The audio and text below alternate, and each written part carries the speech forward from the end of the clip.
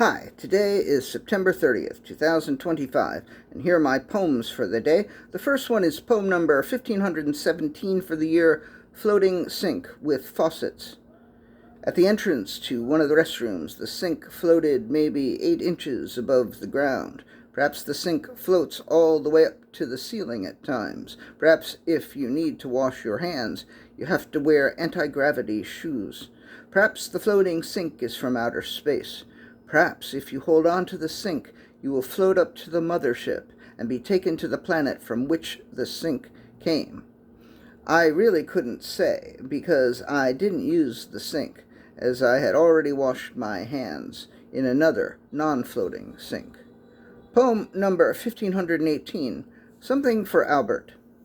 I keep thinking I ought to get something for Albert, but I don't know anyone named Albert, and he probably already has everything he needs. Poem number 1519, Devastation.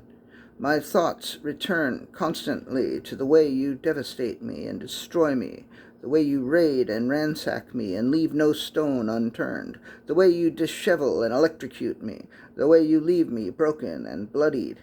After you have had your way with me, I'm not 1/10 of what I was, but if you think I'm complaining, you're out of your fucking mind. Poem number 1520, UN General Assembly. The 80th UN General Assembly ended yesterday. As the general was lying there in 193 pieces, each member nation took a piece of him, and together they assembled. Starting today and for the rest of the year, the general is slowly disassembled again. But for that 1 week each year, the UN General Assembly is an inspiration for all who yearn for world peace and cooperation. You know, I meant to make the general gender neutral, and then I should have said, as the general was lying there, each member nation took a piece of the general. That's what I should have said. I'm stalling because, again, I am under time. Anyway, the last poem of the day is poem number 1521, Goodbye, September.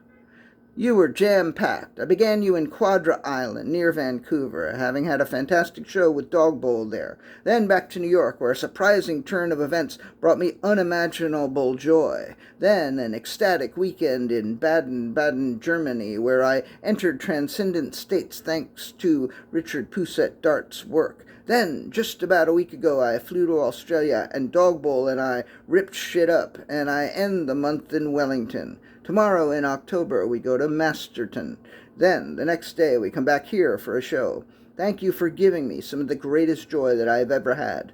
Goodbye, September. I'll tell October you said hello. All right, that's it. Thank you. I appreciate you.